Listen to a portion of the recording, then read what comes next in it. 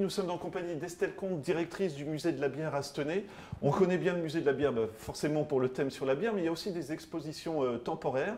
Et on rentre dans le cadre du 100e anniversaire de la Première Guerre mondiale. Mais je vous laisse nous donner le thème parce que c'est intéressant quand même de découvrir un autre aspect de la guerre finalement. Oui, c'est ça. C'est exactement ça. Cette année, en fait, le musée de la bière a voulu s'inscrire dans les commémorations de la Grande Guerre, surtout que c'est une volonté départementale. Nous, on a choisi un thème un petit peu original. C'est donc les jouets et les jeux pendant la Grande Guerre, puisqu'il y a donc une petite différence entre jeux et jouets. Et on a construit donc cette exposition avec la conservation départementale des musées de la Meuse, de laquelle on dépend, mais également de nombreux musées partenaires. Donc le plus important est le musée, l'historial de la Grande Guerre à Péronne. Il y a également le musée de la Grande Guerre à Meaux, le musée de l'armée à Paris et le musée du jouet dans le Jura. Et ce qui est d'étonnant, c'est en fait les jouets étaient construits pendant la guerre, c'est ça? Exactement. En fait, on constate qu'il y a une vraie révolution du jouet de guerre pendant la Première Guerre mondiale. Il faut savoir que le jouet de guerre ne date pas de la Première Guerre mondiale. On va dire qu'il apparaît en tant que jouet avec les guerres napoléoniennes. Mais ces jouets-là sont postérieurs aux guerres napoléoniennes. Avec le jouet de guerre pendant la Grande Guerre, en fait, s'actualise et on ne prend plus les événements passés pour les mettre dans le jouet, on prend les événements présents. Il y a ça différentes raisons, c'est parce qu'il y a des raisons de propagande envers les enfants. Alors si la propagande officielle et la propagande étatique passent par l'école, tous les fabricants de jouets, de manière assez spontanée, font aussi passer ces messages propagandistes. Pourquoi? Parce qu'il faut faire comprendre à l'enfant la guerre, il faut le rassurer sur l'issue de la guerre, il faut essayer de lui faire croire que tout ça a un but et un sens. J'ai lu sur le dossier de presse que la France et l'Allemagne à l'époque, c'était les deux plus grands producteurs de jouets aussi. Donc il y a aussi un enjeu économique quelque part ou oui. Vous pensez que ça rentrait en ligne de compte? Oui, je pense que c'est une bonne question. Juste avant la Première Guerre mondiale, c'était l'Allemagne qui avait le gros monopole sur la production de jouets. Et par, on va dire, la naissance des nationalismes, avec la Première Guerre mondiale, les Français, et notamment le reste des Alliés, vont vouloir se battre aussi contre l'Allemagne du côté économique et notamment du côté du jouet. Et donc, il y a une vraie rivalité entre la France et l'Allemagne dans la production du jouet de guerre dans la Première Guerre mondiale. Alors, dites-nous un petit peu, qu'est-ce qu'on peut trouver? Parce qu'on dit toujours les petits bonhommes de plomb, parce que c'est vrai, quand on remonte au début du XXe siècle, c'est la première image. Mais on se rend compte que finalement, il y a eu tout un tas de jouets ou de déguisements, ou ce qu'on voit derrière vous aussi, finalement. Oui, alors c'est vrai que les producteurs de jouets ont vraiment eu une imagination débordante en ce qui concerne le jouet de guerre pendant la Première Guerre mondiale. Déjà, il faut savoir que le jouet est très sexué à l'époque, un petit peu comme aujourd'hui, qu'il y a des jouets pour les filles, des jouets pour les garçons, mais que les deux sont touchés par la thématique guerrière, que l'enfant est amené à reproduire en fait ce que fait l'adulte. Donc c'est pour ça qu'il y a beaucoup de petits costumes où on invite le petit garçon à revêtir le costume du poilu pour que plus tard la notion de sacrifice à la nation soit aussi plus facile à accepter.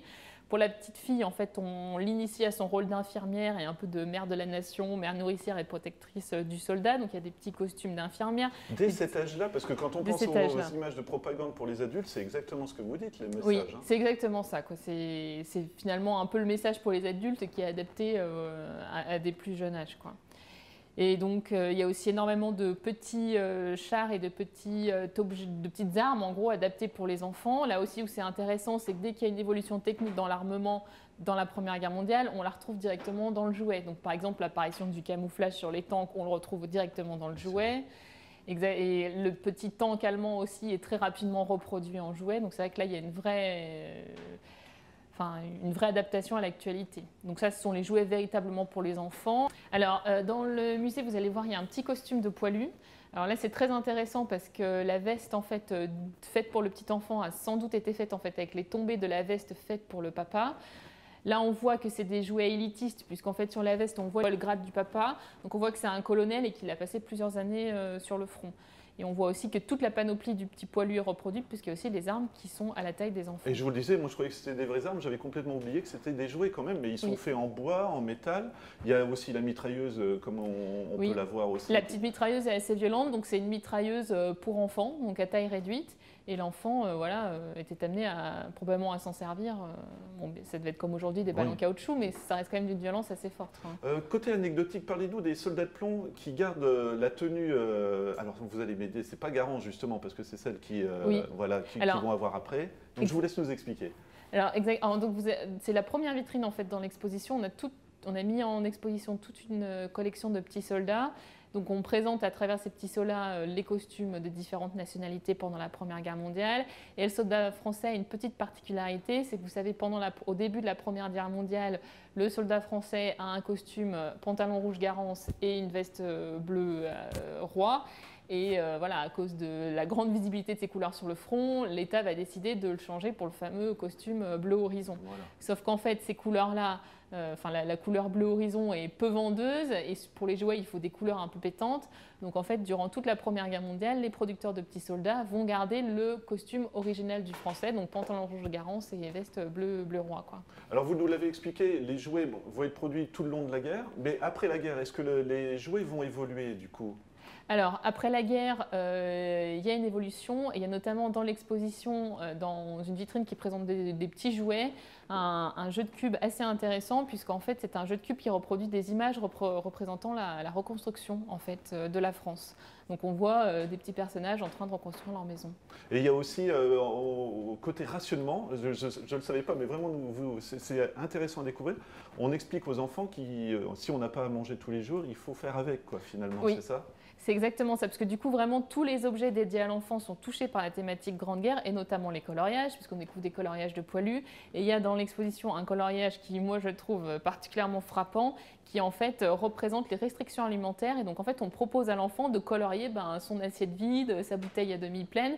Et c'est pour faire comprendre à l'enfant que tout ça a un sens et une raison. Et puis après, il y a les jeux, on va dire, de société, les jeux de stratégie. Donc, c'est ceux qu'on voit dans l'exposition, avec des jeux de plateau qui, là, apprennent à l'enfant à la stratégie militaire, en fait.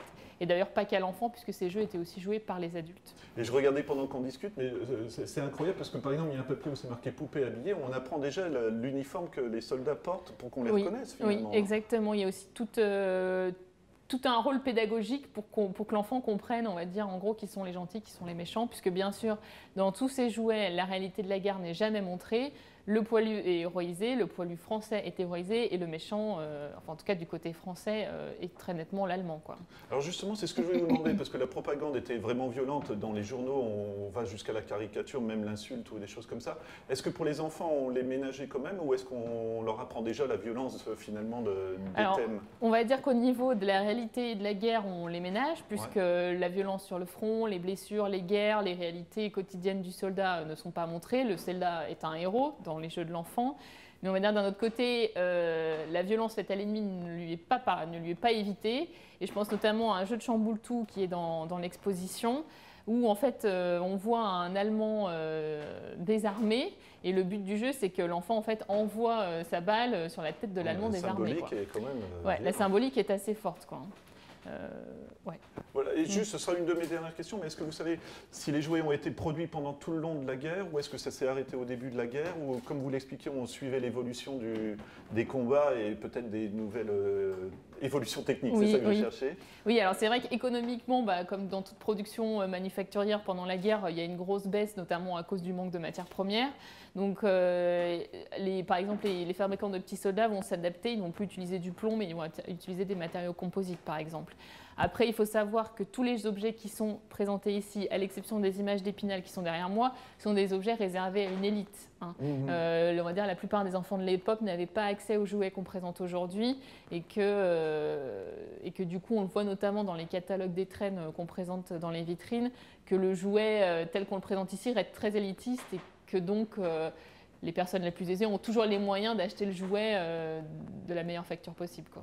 Et ce sera plus sur la fin, mais plus une remarque finalement, ça devient vraiment un élément historique quand un jouet est rentre dans un musée, c'est quand même impressionnant, non, à la limite ou... En fait, le jouet est un objet culturel, quoi. Et c'est vrai qu'il rencontre de la société dans laquelle on vit. Je pense que les jouets d'aujourd'hui ont aussi beaucoup de choses à dire sur notre propre société.